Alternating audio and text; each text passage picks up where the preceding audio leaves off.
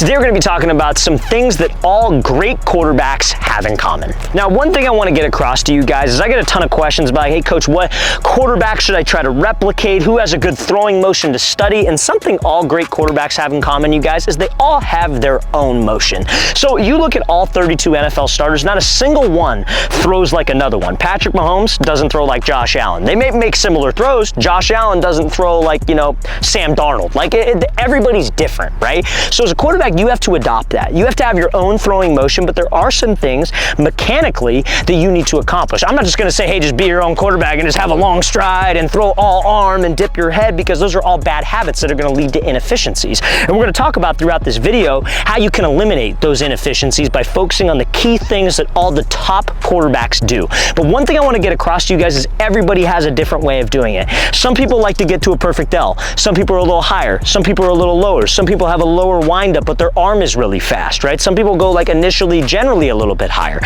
So guys, be your own quarterback, but you need to accomplish these mechanical efficiencies that we'll discuss next. Also, fellas, if you're a quarterback and you would like to train with myself and my staff of coaches this year, we are coming out to 15 different states across the U.S. for 2-day-long QB and wide receiver camps. So if you're a receiver as well, we'd love to have you in attendance. We are going to be coming out to San Francisco, California, Orlando, Florida, Phoenix, Arizona, Charlotte, North Carolina, Austin, Texas. Then we'll be coming out to Chicago, Illinois, Seattle, Washington, Las Vegas, Nevada, Newark, New Jersey, Birmingham, Alabama, Houston, Texas, Boston, Massachusetts, Columbus, Ohio, Boise, Idaho, and finishing it off in Los Angeles, California. So guys, want some more information? Very first link in that description below. We'd love to have you there. Now, there are 3 mechanical areas that all great passers have in common. So we're going to talk about the backstroke, your hips, your base, everything that ties into the throwing sequence. So the first part I want to discuss is obviously the backstroke, the way you take the football back. Most important thing, you guys, like I said, everybody's different. But the most important thing is that your backstroke has to time up with your front foot strike. So what do I mean by that? So if I'm throwing like a route over here to the left, let's say it's a post.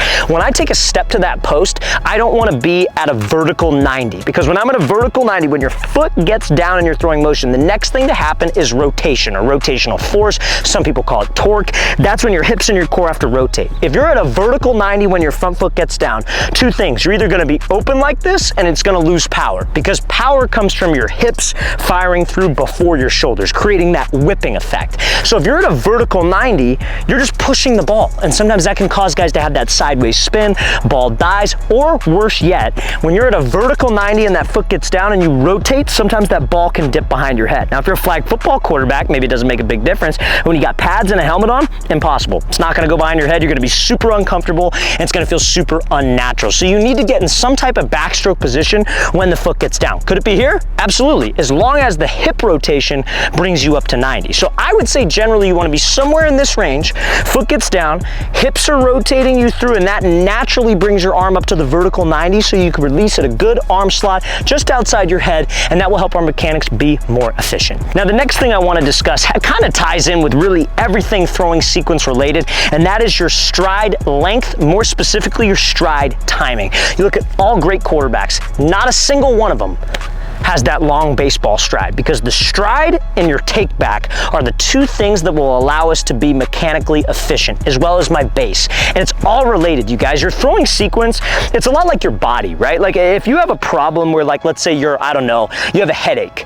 Maybe it's not directly the head that's the problem, or your brain. Maybe it's something that you ate that caused the headache. Maybe you're not drinking enough water. It all works together. Same thing with your throwing motion. It all works together. If your base is flawed, if your stride is flawed, your hips are going to be flawed, your release is going to be flawed. And don't get me wrong, you get very good at a bad habit, but it's consistency, you guys. That's why mechanics are important, and it's about taking pressure off your arm. We never want to be an arm thrower. So let's talk about the sequence.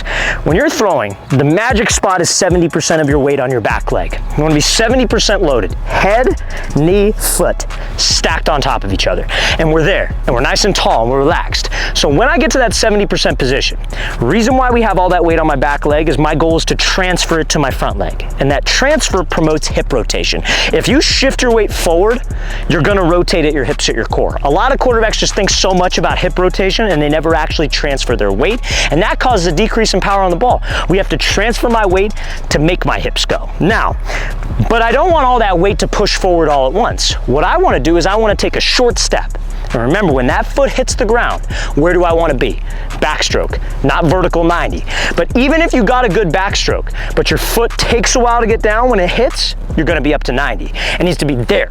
When that foot gets down, your weight stays back, because that will allow you to do something called rotate your front shoulder. This position right here is called upper body and lower body dissociation. So if you stay in that stack position as you take that short stride, now what happens? I transfer. That transfer is called torque, because those hips, core are flying through before your shoulders do, creating a whipping effect on the ball. You have that nice L to L, I guess you could say, range, and we're going to be a more efficient passer, going to have more velocity on the ball, and ultimately just more consistent with what I'm trying to do. So if you can accomplish those things in your mechanical sequence, but have your own motion, you're going to be a more successful quarterback.